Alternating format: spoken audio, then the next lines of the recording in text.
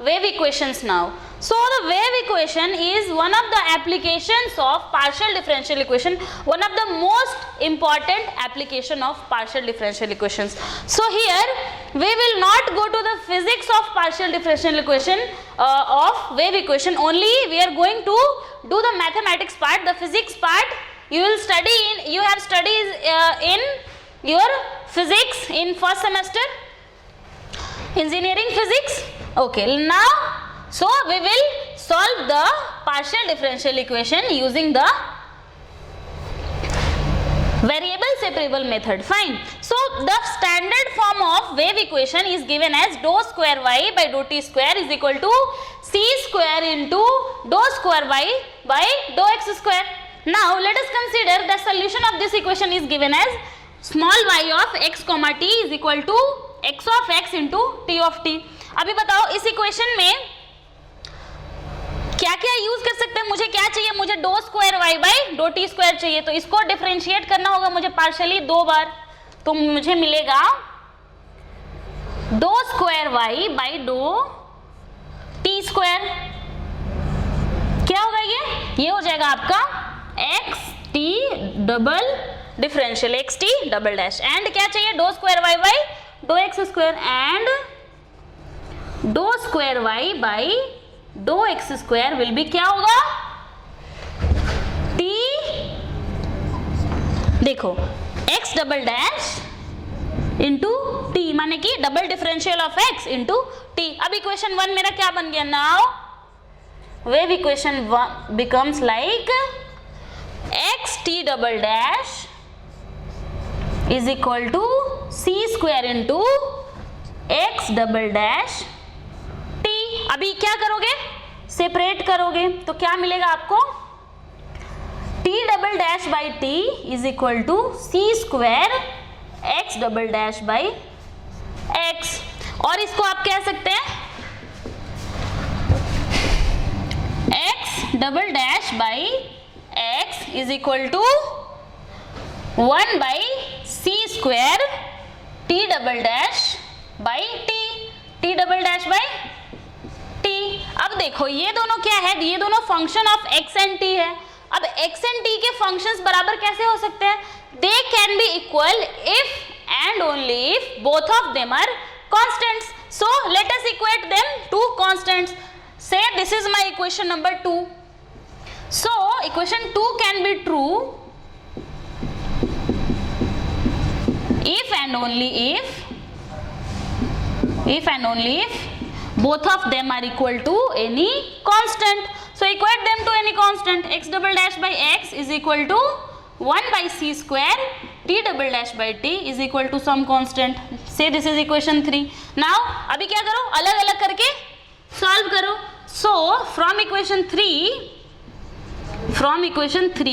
what you can write, you can write that x double dash by x is equal to क्या, k is equal to के.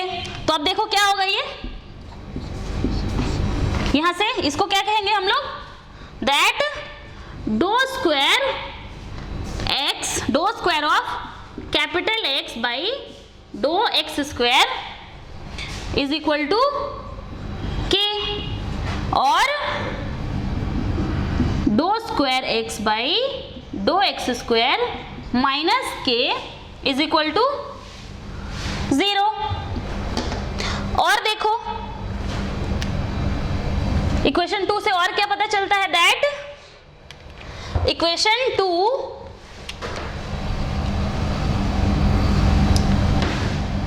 Okay x double dash here is x double dash here only is k na. So up to here what can we do, we can say that x double dash is equal to k into capital X.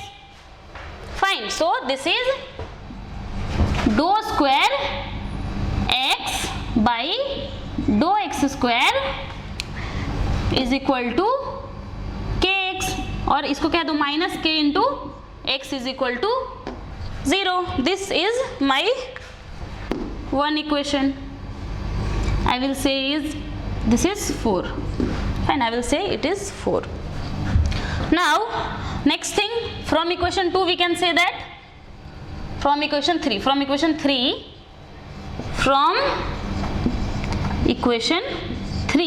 we can say that 1 by c square t double dash by t is equal to k.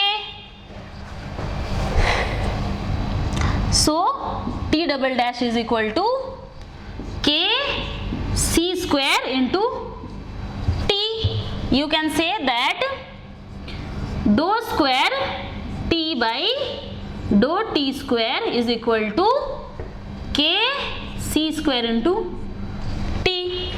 We got again one equation. Now what is our equation here? Our equation here is y of x comma t is equal to x into t. So we need to find the equations for x and t to find our final solution. So see, there are two second order equation we have, so we need to solve them to find their solution. क्या आपको क्या करना पड़ेगा? Auxiliary equation लिख के उसको solve करना पड़ेगा. आपको डिफरेंशियल इक्वेशन सॉल्व करने पहले से आता है. तो चलो let me erase this part. Let me erase this part. I will continue here.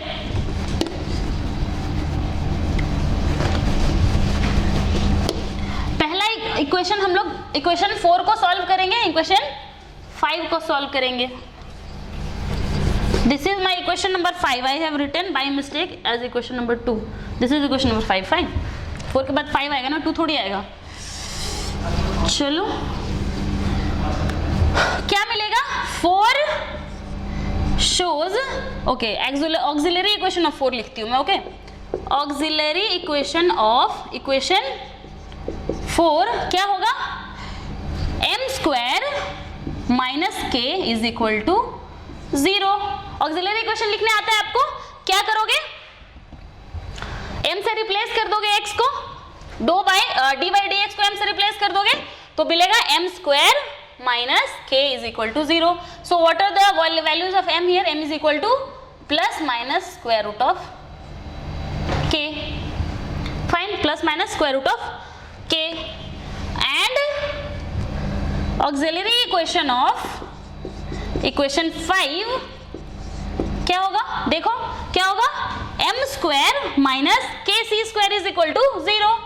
m square minus K C square is equal to 0. So यहां से आपको मिलेगा m is equal to plus minus of c into square root of k. Fine, c into square root of k. अभी देखो, अब हमारे roots auxiliary equation के roots पे हमारा सॉल्यूशन डिपेंड करता है. The nature of the roots will decide our nature of solution. तो क्या हो सकता है? k का वैल्यू या तो लेस देन 0 होगा, या तो ग्रेटर देन 0 होगा, या तो इक्वल टू 0 होगा. फाइन, ये 3 केसेस बनते हैं. So let us see one by one what happens when k is greater than 0, when k is less than 0 and when k is equal to 0. Fine, let us see. तो मैं क्या करती हूँ? मैं case 1, case 2, case 3 कर दूंगी. So let us see case 1. Case 1 when k is greater than 0. तो when k is greater than 0 तो क्या बनेंगे? ये रूट्स रियल बनेंगे. सो देन योर, ये किसका है? ये इक्वेशन 4 का है. सो यहां से आपको x का सॉल्यूशन मिलेगा. When k is greater than 0 implies roots will be real and unequal. Roots of auxiliary equation will be real and unequal. ऐसे केस में डिफरेंशियल इक्वेशन का सॉल्यूशन क्या होता है? देन आपको पता है, आपने सेकेंड सेमेस्टर में पढ़ा है. क्या होगा solution? When roots are equal and real, unequal and real. c1 e to the power ax plus c2 b to the power c2 e to the power bx. a की जगह पे क्या मिलेगा मुझे? Plus root k, and b की जगह पे क्या मिलेगा? Minus root k. अब as k is positive this will be real only. Understand? So this will be equal to square root of k into x, and this will be small x plus c2 e to the power minus of square root of k into x. ध्यान देना x जो है वो आपके equation के बाहर है, equation के अंदर नहीं है. फाइन. नेक्स्ट अभी देखो एंड t क्या हो जाएगा? अगर k ग्रेटर देन 0 होगा तो t के इक्वेशन के रूट्स क्या मिलेंगे? c into square root of k and minus c into square root of k. So the equation becomes like c1 c2 तक यूज कर लिया मैंने, c3 यूज करती हूँ, c3 e to the power c square root of k into small t plus c4 e to the power minus c square root of k into t. So we got one set of solution for the wave equation. This is one set of solution for the wave equation. Two more cases are possible. What? When k is less than 0 and k is equal to 0. So let us see first for k is less than 0 now. When k is less than 0, the roots become imaginary and conjugate. So what is the case when roots are imaginary or conjugate? Try to recall what is the solution when roots are imaginary or conjugate. Sine cos के term में कुछ होता था? याद करो, याद करने की कोशिश करो. Okay, I hope you could recall the rules of ordinary differential equations you studied in M2. So let us go to our case 2. Case 2 when k is less than 0. अभी देखो k less than 0 होगा तो हमारे ये roots क्या बन जाएंगे? Imaginary and conjugate. implies roots are imaginary and conjugate. So आपका इक्वेशन x का इक्वेशन क्या बन जाएगा? Then x is equal to c4 तक मैंने यूज कर लिया, c5 ले लेती हूँ मैं. c5 cos क्या होता है? c1 cos ax plus c2 sin bx. So c5 cos a के जगह पे मैं यूज करूंगी square root of k into x and plus c6 sin of square root of k into x. And t क्या बन जाएगा मेरा? t is equal to c6 ले लिया, c7 cos. इसके रूट्स क्या बनेंगे? इसके रूट्स बनेंगे cos स्क्वायर रूट ऑफ